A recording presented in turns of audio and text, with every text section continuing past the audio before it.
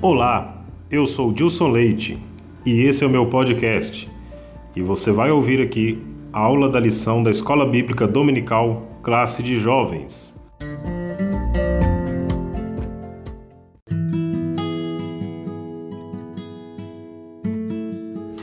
Olá, meus irmãos, a paz do Senhor Jesus, tudo bem com vocês? Aqui seu irmão em Cristo Dilson Leite e estou muito feliz de estar aqui para mais uma lição da Escola Bíblica Dominical, classe de jovens. Hoje nós estamos na lição de número 7, que tem por título Daniel, um estadista que orava. O título do nosso trimestre é Ensina-nos a orar. E em cada lição nós aprendemos com um homem ou uma mulher de Deus sobre a vida de oração. E Daniel sempre foi um exemplo, inclusive muitas igrejas usam os 21 dias de oração de Daniel também como referência para estabelecer esses períodos de oração. Então nós vemos que a vida de oração de Daniel era uma vida constante, uma vida de oração fervorosa. O nosso texto do dia, Daniel capítulo 6, versículo 10, na parte B, diz que 3 vezes no dia se punha de joelhos e orava, e dava graça diante do seu Deus, como também antes costumava fazer.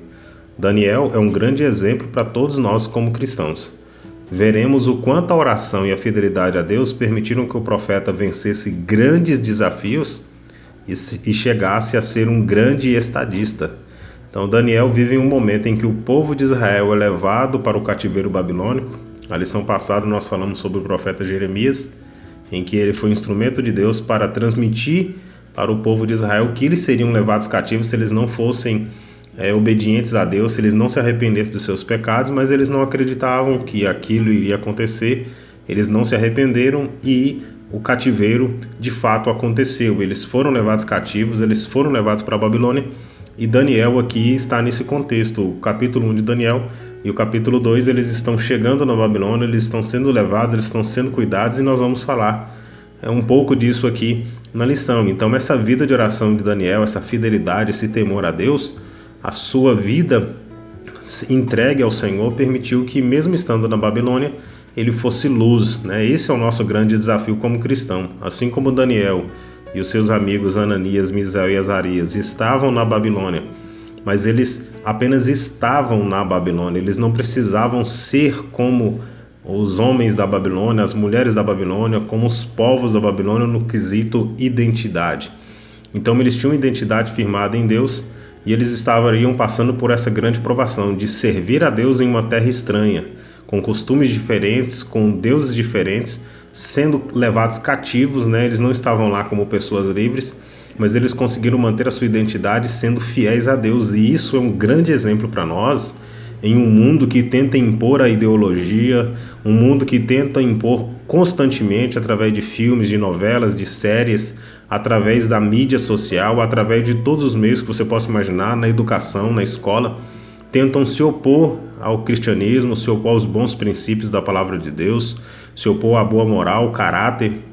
E então nós temos esse grande desafio, assim como Daniel e os seus amigos, se manter puro na Babilônia. E aí nós vamos aprender com a vida de oração do profeta Daniel. O texto bíblico para meditação, como sempre digo, você pode pausar o podcast, pode pausar o vídeo no YouTube e ler Daniel capítulo 2, do versículo 17 ao versículo 23. Fala aí de Daniel indo em oração com seus amigos para que Deus pudesse revelar a Daniel a visão que os sábios da Babilônia não conseguiram compreender.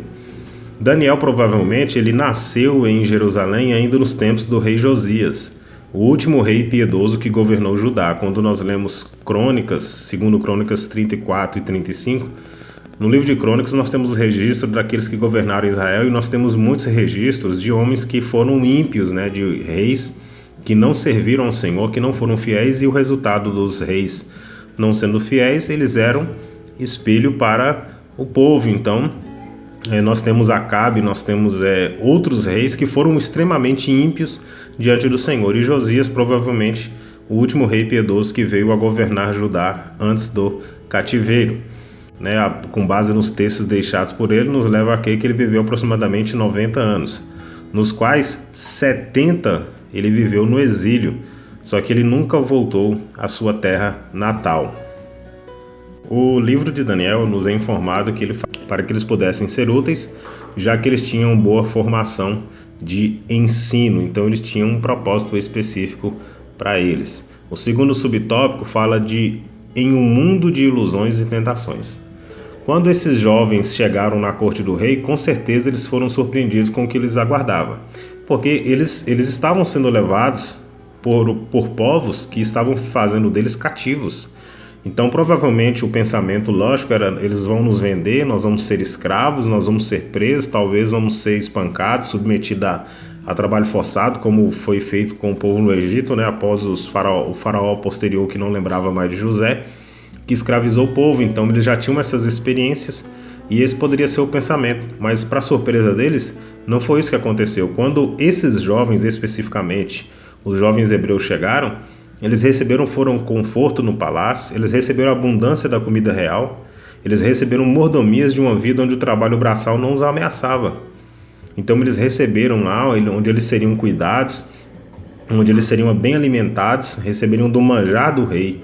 Então isso foi algo que surpreenderia aqueles jovens. Era tudo que jovens nessa faixa etária de 15 a 20 anos poderiam querer.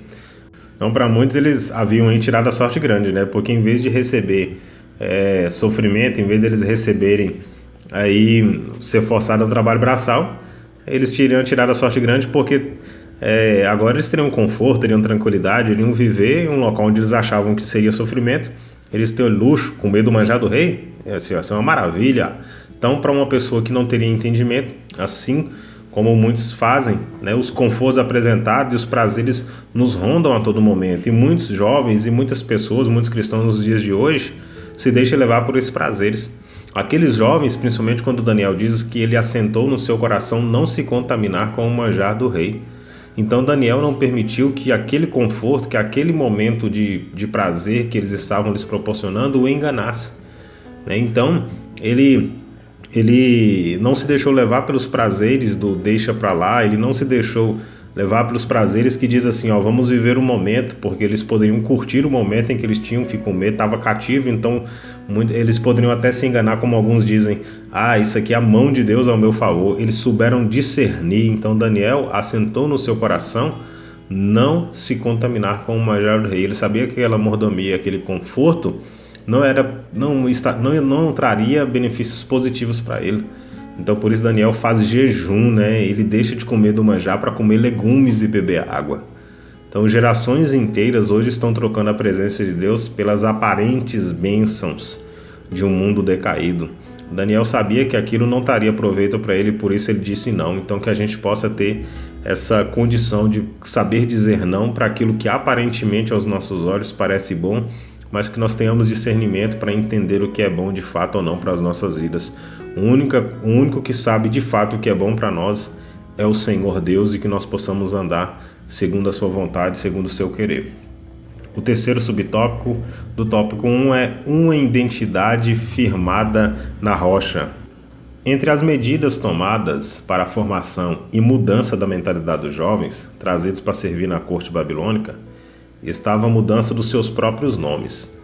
Daniel recebeu um novo nome babilônico, assim como seus colegas, seus amigos, né? Vejamos aí alguns exemplos desses nomes, dos significados deles, porque quando eles mudam os nomes dele, então existia muito a tradição.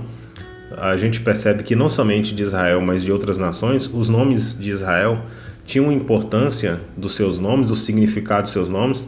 E aqui você vai ver, nesse momento em que o nome deles é trocado, com o intuito de fazer uma mudança na identidade deles, ou seja, mudando os seus nomes, trazendo para eles alimentos babilônicos, alimentos consagrados aos deuses babilônicos, trazendo para eles uma cultura babilônica para tentar mudar a identidade deles. Então mudando o nome, porque o nome está diretamente ligado à pessoa. Então, tanto é que a palavra de Deus nos diz que nós não podemos tomar o nome do Senhor em vão, porque se Deus é santo, o nome de Deus também tem que ser reverenciado como um nome santo. Então, o nome está ligado à pessoa. Então, quando eles mudam o nome, eles estão mudando a identidade. Nós temos na palavra do Senhor homens como Jacó, que viviam uma vida de engano e de mentira, que o seu nome tem por significado enganador, suplantador. E aí quando ele tem um encontro com o Senhor no Val de Jaboque, Deus muda o nome dele para Israel. Então o nome dele é mudado porque a identidade dele mudou. Então eles tentam mudar os nomes para nomes que glorifiquem a deuses babilônicos. Nós temos exemplos aqui, por exemplo, de Moisés, que o seu nome significava tirado das águas. O nome de Isaac significava riso, porque quando Deus fala com Abraão que Deus ia lhe dar filhos, Sara ri. José, o nome dele é Deus acrescentará, o significado do seu nome. Samuel significa Deus ouve. Então Samuel, desde criança, ouvia ao Senhor. Ele tem um nome com esse significado. O nome de Ana significa graça. O nome de Ruth significa companheira. Então Ruth foi uma companheira de Noemi no momento em que ela passa por uma dificuldade, quando no momento da morte do seu marido, da morte dos seus filhos. Então veja que o nome tem significados importantes. Então esses 4 amigos, o Daniel, Misael, Ananias e Azarias, tiveram seus nomes mudados numa tentativa de fazer com que as suas identidades fossem desconstruídas, juntamente com as suas estratégias complementares, que não era só mudança de nome, mas como eu disse, é ensinar cultura, influenciar eles com alimentação, com aquilo que a vida na Babilônia poderia lhes proporcionar. Daniel, o significado do nome dele é Deus é meu juiz. O significado de Ananias é o Senhor é gracioso. O significado do nome Misael é quem é igual a Deus? E Azarias significa o Senhor ajuda. E aí quando eles trocam os nomes, Daniel passa a chamar Beltesazar, que é o nome do Deus principal da Babilônia. Ananias passa a se chamar Sadraque, que é servo de Acu, o deus da lua. Misael passa a se chamar Mesaque, que significa a sombra do príncipe. E Azarias passa a se chamar Abednego, que é servo de Nego ou deus da sabedoria. Então o nome deles são mudados na tentativa de mudar a sua identidade, mas pelo contexto que nós aprendemos em Daniel, eles não se curvaram, eles mantiveram a sua identidade em Deus. O segundo subtópico, oração em tempos difíceis. O primeiro subtópico é caos e tormentas. Daniel e seus amigos certamente não deixaram de orar, mesmo enfrentando um momento complicado, esse momento de cativeiro. Infelizmente, muitos crentes só oram quando tudo vai muito bem. Contudo, é diante das tribulações que a nossa prática de oração que ela é aperfeiçoada. Será que devemos orar e jejuar, louvar a Deus somente nos tempos de bonança? Com certeza não. Temos que orar em todo o tempo. Nós falamos nas primeiras lições, quando a primeira lição fala sobre o que significa orar, e fizemos a ilustração sobre um amigo. Quando você vai conversar com Deus, você estabelece um relacionamento, é um diálogo.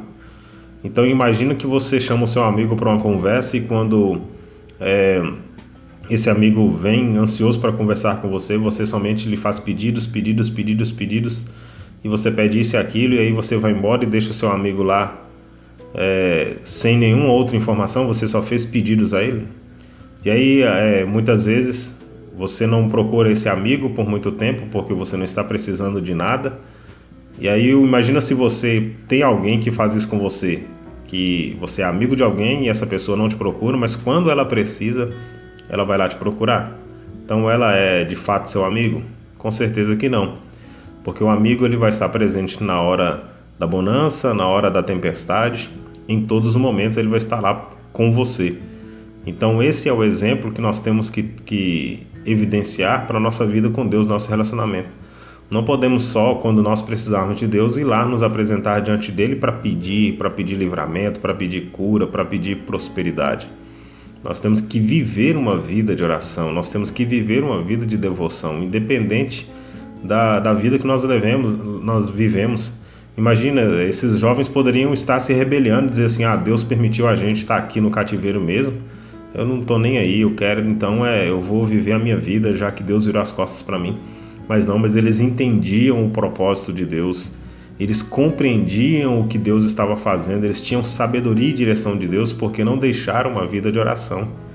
Então eles conseguiam, mesmo no meio das aflições, não deixou a vida roubar o desejo de oração da vida deles. Então eles mesmo estando nesse sofrimento, eles estavam se dedicando a buscar a Deus. Então Daniel e seus amigos, eles não abriram mão da sua fé e da sua vida de comunhão com o Senhor, mesmo enfrentando a tormenta e pagando um alto preço por essa atitude. Nós temos aí que Daniel foi vítima de uma conspiração que impunha uma restrição às orações a Deus. E o que eu acho fabuloso nessa passagem é que quando Daniel sabe que havia um decreto impedindo ele de orar, que quem desobedecesse seria lançado na cova dos leões, mesmo assim, ele sabendo disso, ele foi lá orar com as janelas abertas. Daniel talvez podia assim, eu vou orar, mas eu vou fechar a janela, eu vou orar escondido, eu vou orar lá no fundo, eu vou orar... Não, ele ora no mesmo lugar, com as janelas abertas, orando a Deus sem temor nenhum, porque ele tinha comunhão e confiança com Deus. Então a fé inabalável que ele tinha em Deus resultou em uma vida de comunhão com o Pai. E a oração o impeliu a dizer não, e Daniel foi parar na cova dos leões. E isso para ele não foi empecilho, ele sabia que ele poderia ir para lá, ele estava consciente dos resultados.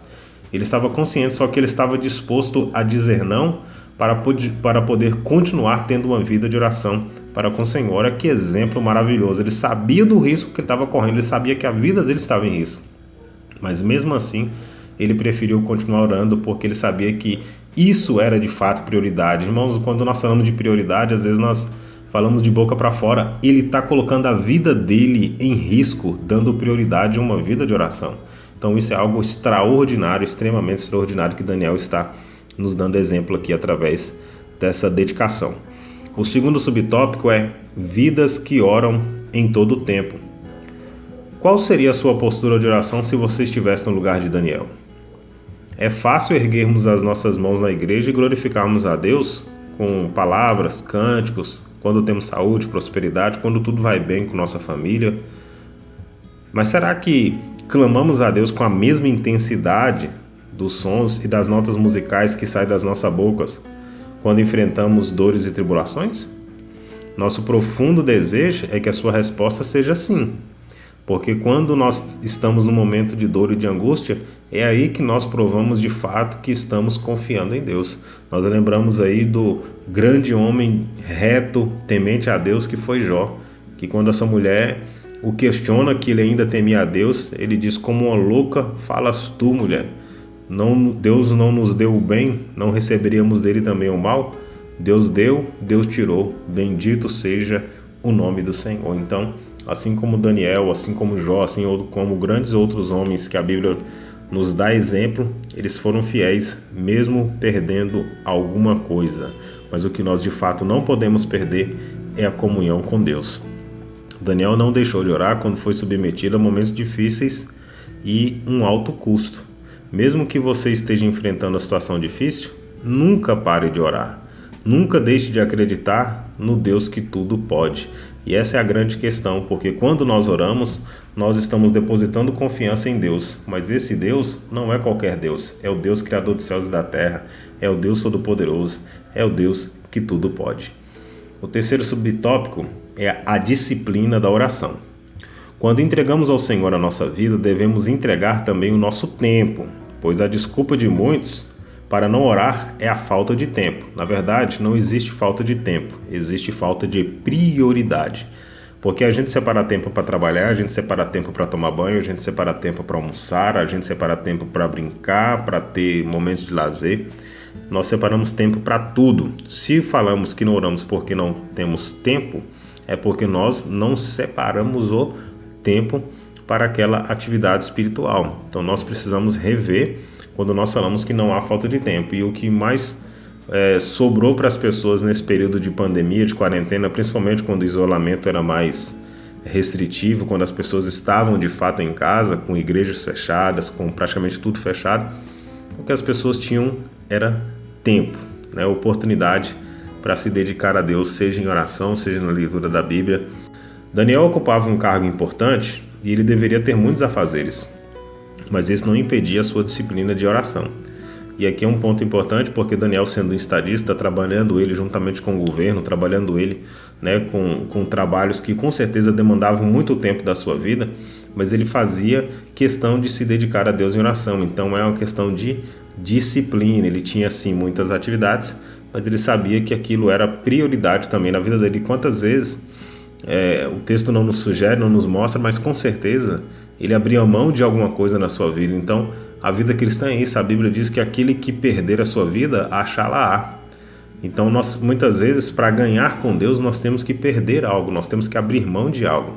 Então, quem sabe ele abriu mão de algumas atividades da sua vida particular para se dedicar, porque ele fazia trabalhos, muitos afazeres na sua função, e ele precisava se dedicar à vida de oração. Então, muitas vezes nós fazemos uma troca, muitas vezes nós fazemos o que queremos fazer e deixamos de orar, enquanto com Daniel nós aprendemos que nós temos que nos dedicar a orar, ainda que deixemos de fazer coisas que nós entendemos que são importantes para nós, mas não há nada mais importante do que nos dedicar a uma vida de comunhão e de oração a Deus. Mesmo na cova dos leões, Daniel estava em paz, pois ele conhecia o Deus que ele ama, o Deus que ele servia. Ele conhecia esse Deus porque tinha relacionamento com ele. Sua paz era resultado da vida de comunhão com o Pai. Ele foi jogado na cova, mas só que a boca das feras famintas estavam fechadas, porque Deus ouvia suas orações. Quando reservamos um tempo para orar e fazemos desse tempo uma prioridade em nossas vidas, nós glorificamos a Deus, nós cumprimos os propósitos divinos e nós permitimos viver intensamente tudo que o Senhor planejou para cada um de nós. Então, quando nós temos uma vida dedicada de oração, nós glorificamos a Deus, nós cumprimos os propósitos de Deus. Muitas pessoas perguntam como que eu posso saber qual é o propósito de Deus na minha vida. Se você vive uma vida intensa de oração, se você tem relacionamento com Deus, se você tem uma vida de santidade, intimidade, proximidade com Deus, você vai viver intensamente tudo que Deus planejou para a sua vida. E aí você vai cumprir os propósitos divinos. Então, se dedique a viver em oração diante do Senhor. O terceiro subtópico é a oração de Daniel e as revelações do Senhor. O primeiro subtópico é um homem de oração. A oração se traduz em uma prática que nos permite chegar diante do Altíssimo e abrir nossos corações. Quando nós abrimos o nosso coração diante de Deus, nós também trazemos uma declaração de que nós conhecemos quem Deus é. Então, por isso que o conhecimento dos atributos de Deus, o conhecimento da teontologia, que é o estudo da pessoa de Deus, conhecer Deus como pessoa, conhecer a sua vontade, conhecer aquilo que agrada e que não agrada a Deus, isso vai trazer uma prática de uma vida de oração mais produtiva na sua vida. Então isso nos permite chegar diante de Deus. A vida de oração nos permite chegar diante de Deus e abrir nossos corações. Então nós abrimos nosso coração porque sabemos que Deus ouve, porque sabemos que Deus conhece a nossa vida, porque sabemos, não tem como esconder nada do Senhor. Então, conhecendo quem Deus é, nós vamos ter essa vida de oração constante. A oração constante era uma rotina da vida deste simples homem chamado Daniel, que era um homem como qualquer um de nós, que tinha suas atividades, mas ele fez diferença por ter uma vida de oração. Daniel não orava apenas quando precisava de um socorro ou quando ele estava diante de um grande problema. Ele simplesmente tinha a oração com a prática diária e cotidiana. Não era dependente de grandes ritos ou preparações. Ele dobrava os joelhos e falava com Deus. Muitas pessoas, para ter a prática da oração, ela depende de grupo de pessoas orando junto, ela depende de oração no monte. Muitas pessoas, para manter a vida de oração, ela depende de série de ritos, ela depende de muitas coisas. Daniel não dependia disso, ele simplesmente queria se dobrar diante de Deus e falar com Deus. Então, essa é a grande questão. Se nós queremos orar, nós só precisamos dobrar os nossos joelhos e comunicar com o Pai, dialogar com Deus. Quando Daniel atravessou grandes desafios na sua vida, que foi narrado no livro, tudo foi acontecendo de forma fluida e natural. Ele simplesmente dobrou os joelhos e dirigiu-se a Deus, que diariamente fazia parte da sua vida íntima. E você, jovem, e você, ouvinte, como é a sua vida de oração? Você ora só quando precisa de Deus ou você ora para se relacionar com Deus? Pense nisso, hein? O segundo subtópico é o estadista que orava. Daniel logo foi elevado a cargos altos, de alto escalão nos palácios da Babilônia. Em pouco tempo tornou-se um dos homens de confiança dos reis. O jovem judeu foi nomeado conselheiro-chefe da corte real de Nabucodonosor, em Daniel capítulo 2, 49. Também foi nomeado terceiro no comando do império de Belsazar, Daniel capítulo 5, versículo 29. E foi um dos príncipes no comando do império de Dario, abaixo apenas do imperador, Está em Daniel capítulo 6, do versículo 1 ao 3. Cada um desses momentos da vida de Daniel foram marcados por tempos tranquilos e também por tenebrosas tempestades, né? Momentos aí em que, principalmente no Império de Dario, onde ele foi provado a ser lançado na cova. Mas sempre ele estava em oração e depositava as suas ansiedades nos pés do soberano Deus. Em tudo ele prosperava, pois Deus estava presente em sua vida, e essa é a grande questão. Muitas pessoas querem o segredo da prosperidade, até porque têm uma visão equivocada de prosperidade. Mas nós vamos atingir a prosperidade bíblica quando nós tivermos a presença de Deus na nossa vida. O Salmo capítulo 1 é o grande exemplo disso. Quando nós tivermos uma vida de entrega ao Senhor, de seguir o conselho de Deus, de não andar no caminho dos pecadores, de não assentar na roda dos escarnecedores, mas em vez disso, meditar na lei do Senhor de dia e de noite, ou seja, fala de uma vida constante de entrega.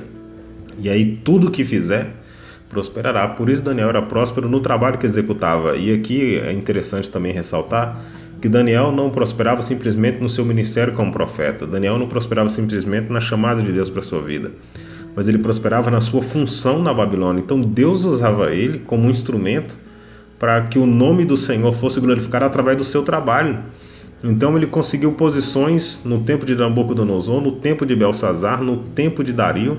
Então ele conseguiu tudo isso, e sendo um homem que sempre estava nas melhores posições, porque ele tinha a presença de Deus com ele tinha diferencial. Então é isso que nós temos que entender, que quando nós temos a prosperidade de Deus, quer dizer que nós vamos glorificar a Deus com aquilo que nós fazemos.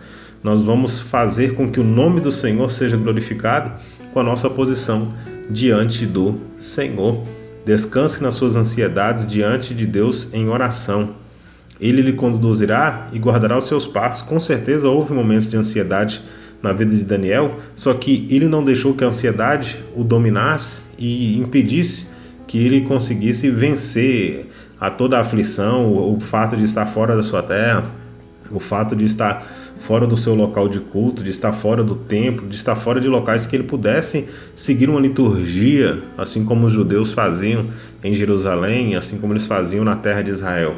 Então Daniel, em vez de se afligir o seu coração, ele preferiu confiar no Senhor e se dedicar todos os dias em oração de forma constante e de forma intensa.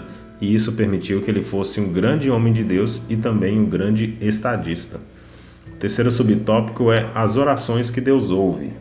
Nós falamos na lição do profeta Jeremias, na lição anterior, né? Uma lista das orações que Deus não ouve quando são feitas de forma equivocada. Aqui nós temos exemplos em Daniel das orações que Deus ouve. Deus ouvia as orações de Daniel. Mas qual o motivo que permitia que o profeta estivesse um acesso tão direto e tão destacado a Deus? Por que Daniel tinha uma intimidade? Por que Daniel conseguia ter um acesso tão próximo ao trono de Deus? Com base no que aprendemos no livro de Daniel, nós vamos ver aqui 3 características das orações que são ouvidas por Deus. A primeira é orações que são feitas pelos humildes e longânimos. Quando nós oramos com humildade e longanimidade, sem almejar benefício próprio e autopromoção, Deus se agrada e percebe que a nossa disposição está no bem do próximo e na bênção sobre os que necessitam de cuidado divino. Aqui está uma grande questão, que nós precisamos orar não para almejar benefício próprio e autopromoção. Nós sempre, quando Jesus faz a oração do Pai Nosso e ensina os discípulos, ele diz assim: Pai Nosso. Então Jesus está orando, quando ele fala o pão nosso, perdoai os nossos pecados. Então Jesus está fazendo uma oração que era uma oração que iria alcançar todos, ou seja, a minha oração é uma oração que tem que não buscar somente de forma egoísta aquilo que eu quero, mas tem que buscar o bem comum de todos que estão ao meu redor, da igreja, do reino de Deus, das pessoas que estão servindo a Deus juntamente comigo. O segundo ponto são as orações que são feitas com fé e paciência. Nós aprendemos na palavra de Deus, em Eclesiastes capítulo 3, versículo 1, que existe um tempo para todas as coisas, inclusive para vitórias ou sobre as dificuldades que nós enfrentamos na caminhada. A fé e a paciência são imprescindíveis para a ação divina no tempo certo, né? Então, se nós nos dedicarmos em orar, mas apresentar com fé e paciência, A fé é a certeza daquilo que não vemos. Então, com paciência, nós vamos aguardar aquilo que nós não estamos vendo. Então, precisamos de fé e de paciência. O terceiro é as orações que são feitas por aqueles que buscam servir ao Senhor dignamente. Uma busca por uma vida de santidade deve ser a meta de todo cristão. Embora vivamos em um mundo pecaminoso, Deus é santo e para estarmos em comunhão com Ele, precisamos almejar a santidade. Então Deus ouve a oração daquelas pessoas que oram com humildade, não buscando a sua própria vontade de forma egocêntrica, mas buscando o bem coletivo. Deus recebe e ouve as orações que são feitas com fé e paciência, porque crendo em Deus nós temos que aguardar e esperar no Senhor o tempo certo para todas as coisas, e nós precisamos orar com a intenção de buscar ao Senhor e servi-lo dignamente, ou seja, orar com desejo de ser santificado pelo Senhor. Orar pedindo a Deus para que a sua vida seja santificada pela presença de Deus. Daniel tinha vivido em seu coração, ao longo de toda a sua vida, o desejo de jamais se contaminar com o manjar do rei. Então ele colocou no seu coração o desejo de jamais se contaminar com o manjar do rei. Então que a nossa oração possa nos levar a procurar a cada dia viver dignamente diante do Senhor e sermos tomados pela presença de Deus, viver direcionados pela presença de Deus e sermos direcionados a viver uma vida de santidade para que o nome dele seja glorificado nas nossas vidas.